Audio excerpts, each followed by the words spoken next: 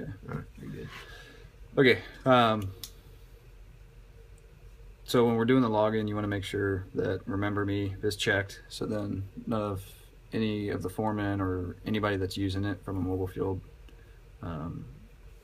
manager application standpoint, they don't have to remember their password, because again, most of these guys won't have it. You can leave show environments unchecked. When they first log on for the first time, it's going to pop that up and ask them what their default one is. But then once they select their default, they don't have to keep going and approving that. So once you have what you guys are going to log them on anyways for the first time, most likely is username and password in there. Simply hit login. So what it's going to do is going to pull up their daily dashboard. It'll show if they've inputted any hours for themselves before or anything else like that. Obviously you see the date. This main screen is pretty simple. You can scroll to the right. It'll show you what your dashboard is for the day. So if you worked on one job, it'll show you how many hours you had for that job for the day.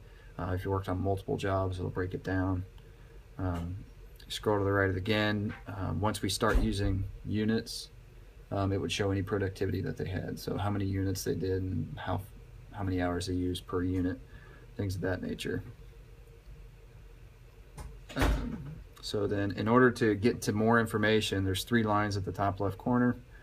Click on that, and what it does is it brings up kind of a menu option.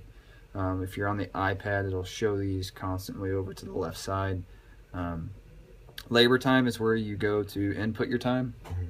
Product or equipment is something that we won't use. I can't turn it off from an application standpoint, but that's if we start having pieces of equipment that we own. So it's usually the system was designed for large general contractors, paving contractors, concrete contractors, things like that have big excavators, front end loaders, bulldozers, things like that. So you can actually charge your time to pieces of equipment. So you won't use equipment. Productivity, again, once they start using units tracking, once we get that developed, that's where they would input their units. And then you have reports. That's a useful tool. You can generate your timesheet. Once we start getting good data in the system, they can start reviewing costs or their hours from the estimate to actual, things like that. But mainly that's where you'll go for reports, is for their timesheet. And then your settings. That's pretty important. Down at the bottom is where you can change your day. So it says May 22nd, 2015. You either hit the arrow left to go back in days or right to go forward in days. And then that's also where they select their job. It's down, you'll see where it says select company. You can select your job. When they first go into it, I'd suggest that we do settings first. Go into your settings. There's your short code. Again, something that you only do once. You can change your refresh intervals of how long when it's syncing with the main system. You can change that, and then if you want to, you can log out, and there's your manual logout. If you scroll to the right, you can change your language, configure your display style, which we'll get into that. You can allow automatic logging. It's not important, we don't use it. And then your manual refresh. So you'll use your manual refresh if a foreman or someone that's using the application, if they have a job that they can't see but they need to get added to themselves, or what they call validated to themselves, they would call into the coordinator and have that coordinator assign that job to them or validate that job to them, and then if they hit manual refresh, it'll pull it in for them once they save it. Otherwise they just wait 2 hours and it'll be there. Then your last one is just some information about the application. Validation display style configuration. This is where you can change how you see information. Basically, short end of it, there's a drop down menu for each one of these. I would choose code and description for each one, and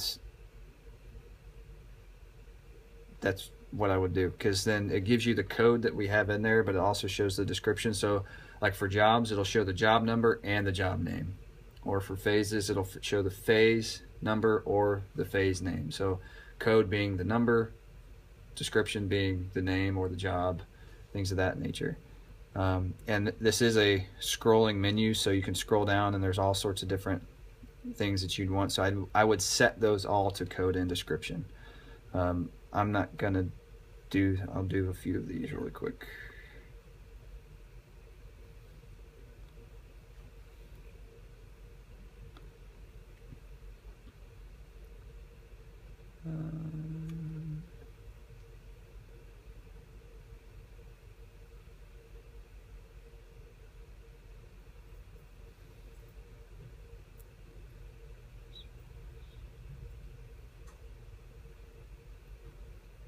Okay, and to get out of there, you just tap the screen below the box.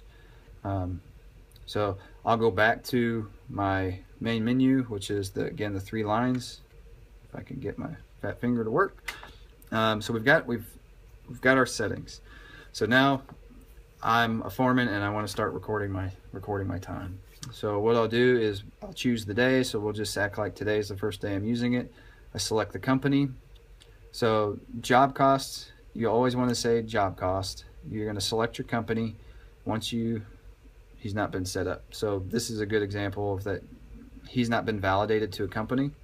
So once we do that inside of Field Work Center and then this refreshes, the company would come in. All right,